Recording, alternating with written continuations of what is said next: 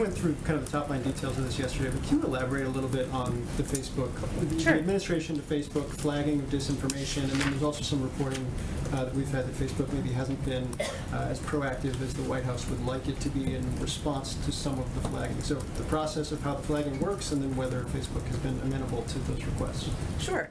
Well, I would say first, it shouldn't come as any surprise that we're in regular touch with social media platforms, just like we're in regular touch with all of you and your media outlets about areas where we have concern, information that might be useful, information that may or may not be interesting to your viewers. You all make decisions just like the social media platforms make decisions, even though they're a private sector company and different, but just as an example.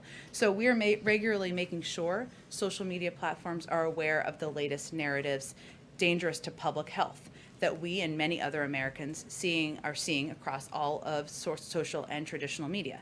And we work to engage with them to better understand the enforcement of social media platform policies. So let me give you an example just to illustrate it a little bit. The false narrative that remains active out there about COVID-19 vaccines causing infertility, something we've seen out there flowing on the internet quite a bit and other places as well, which has been disproven time and time again. This is troubling, but a persistent narrative that we and many have seen, and we want to know that the social media platforms are taking steps to address it. That is inaccurate, false information. If you are a parent, you would look at that information and that would naturally raise concerns, but it's inaccurate. And that is an example of the kind of information that we are flagging or raising. And then has Facebook been as proactive as the White House would like in terms of its response to those flags?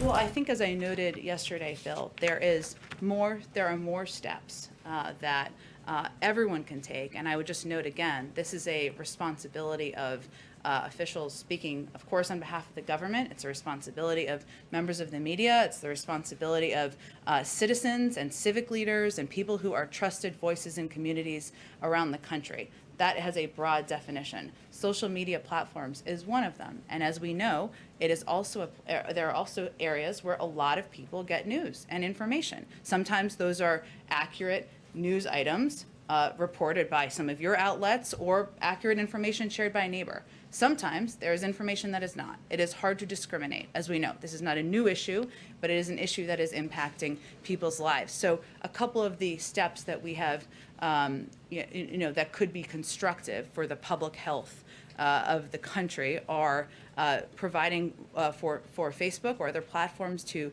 measure and publicly share the impact of misinformation on their platform and the audience it's reaching.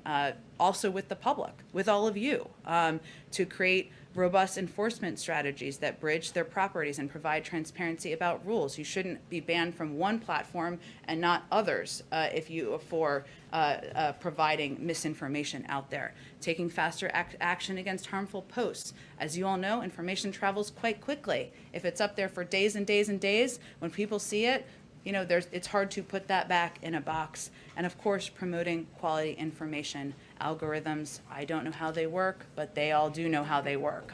So those are some of the steps that we think could be constructive for public health, for public information, for public, and the right of the public to know. Go ahead. Just to quickly follow up on the Facebook aspect of this, you said yesterday that 12 people were producing 65% of the misinformation on vaccines on social media platforms.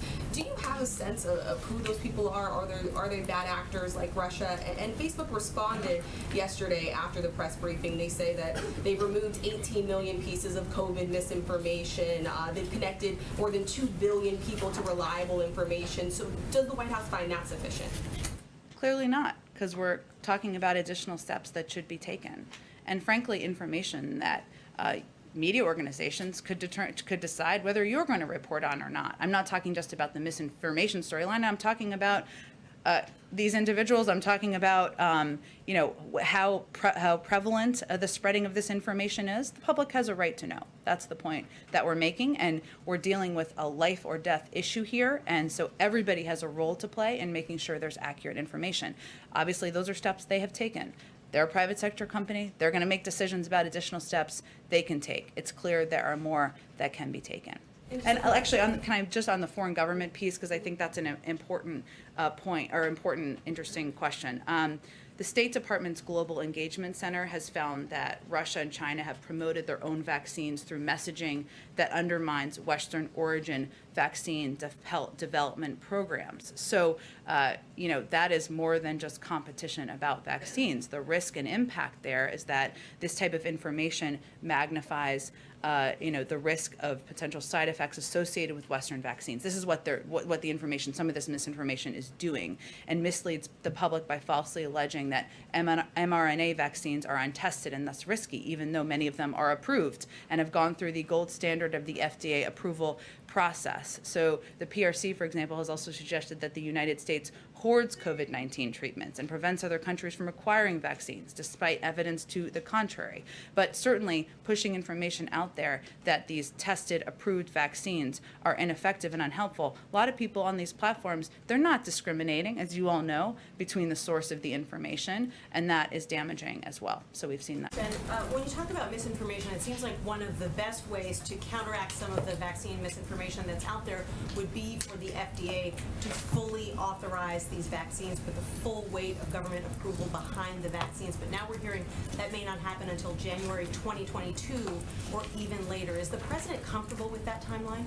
The president's comfortable with scientists and data experts moving on the timeline that they see is appropriate. And I don't know that we know that to be factually true, to that to be the main driver. I haven't seen data to suggest that the main driver of it is if it's formally approved or not. A lot of the misinformation that is traveling out there is about the consequences and the impact of the vaccine. It's not always tied to or necessarily tied to whether it's been formally approved or not. Obviously, that may give medical experts or others some greater level of confidence. We will see, but the president's going to leave it to the FDA to determine the timeline. So the president doesn't. Thanks, Jen. First on COVID origins, is the White House worried that China continues stonewalling the World Health Organization investigators and now is saying things like they think maybe COVID-19 got into China through frozen food?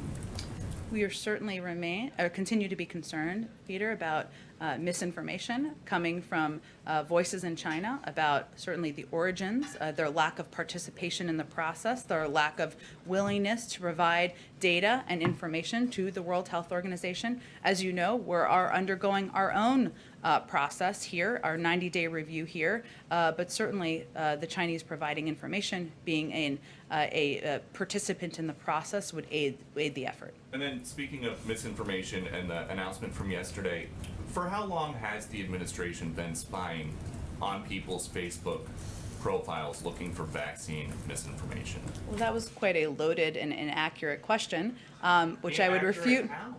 Well, Peter, first of all, as you know, we're in a regular touch with a range of media outlets. And we expect the White House to watch Let me you finish. watch, but As nothing we to post are on Facebook. as we Thanks, are Jen. in regular touch with social media platforms.